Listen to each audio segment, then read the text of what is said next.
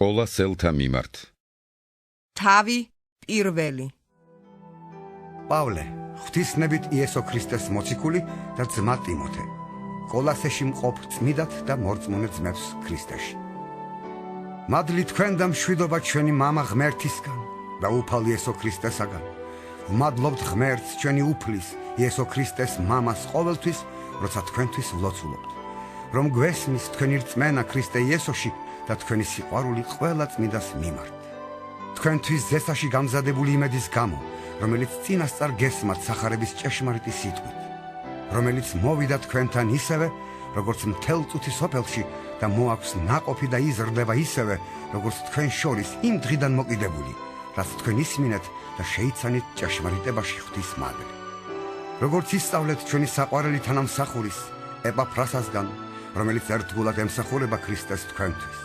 მანვე გვაუწყა თქვენი სიყვარული სულით. ამისათვის ჩვენც იმ დღიდან, რაც ეს მოვისმენთ, განუწყვეტლივ ვლოცულობთ თქვენთვის, რათა აღივსოთ მისი ნების შეცნობით, ყოველნაირი სიბრძნითა და სულიერი გონებით. რათა მოიქცეთ უფლის ღირსად და ყველაფერში აამოთ მას ყოველ კეთილ საქმეში ნაყოფის გამოღებით და ღვთის შემეცნებაში ზრდით.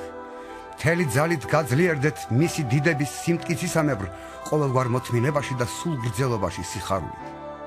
მადლობდეთ მამას, რომელმაც წმიდათა მემკვიდრეობის მონაწილეობის ღირსი გაგხდა ნათელში, რომელმაც გვიხსნა სიბნელის ხელმწიფებისაგან და შეგვიყვანა თავის საყვარელი ძის სასუფეველში, რომელშიც გვაქვს მისი სისხლით გამოსყიდვა და ცოდვების მიტევება, ვინც არის უხილავი ღვთის ხატება, პირმშო ყოველი ქმნილებისა, ვინაიდან მისით შეიქმნა ყოველი, რაც საში და დედამიწაზეა, ხილული და უხილავი, საყდარნი თუ უფლებანი, თავრობანი თუ ხელმწიფებანი, ყველაფერი მის მიერ და მისთვის არის შექმნილი.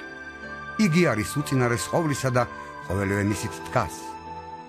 ის არის ეკლესიის სხეულის თავი, ის არის დასაბამი პირმშო მკვდართაგან, რათა მას ჰქონდეს პირველობა ყველაფერში, რადგან მასში მოიწონა მთელი სისავსის დამკვიდრება, რათა მისი მეშვეობით შემოერიგებინა ყოველი და ემშვიდებინა მისი ჯვრის სისხლით მიწაზე თუ ცარში.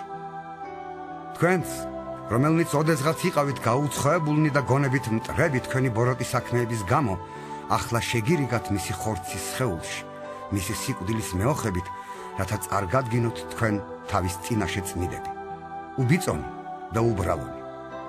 ოღონდ თუ დარჩებით მტკიცა და შეურყეველი რწმენაში და არ გადაუხვევთ სახარების იმედს, რომელიც თქვენ ისმინეთ, რომელიც ექადაგა ყოველ ქმნილებას ცის ქვეშეთში და რომლის მსახურიც გავხდი მე, პავლე.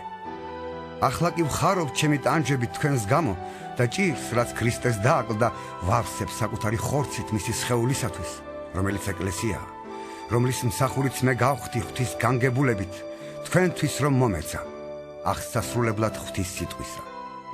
საიდუმლოსი, რომელიც დაფარული იყო საუკუნეებისა და თაობებისაგან და ახლა გაემხილათ მის წმიდებს, რომელთათვისაც ღმერთმა ინება ეცნობებინა თუ რა არის სიმდიდრე ამ საიდუმლოს დიდებისა წარმართებს შორის, რაც არის ქრისტე თქვენში, დიდების იმედი, რომელსაც ვქადაგებთ ჩვენ, რათა შევაგონოთ ყოველ ადამიანს და ვასწავლოთ ყოველ ადამიანს ყოველგვარი სიბრძნე, რათა ყოველი კაცი წარვადგინოთ სრულქმნილად ქრისტე იესოში. ამისათვის მეც ვშრომობ და ვიღწვი მისი ძალით, რომელიც ძლიერად მოქმედებს ჩემში.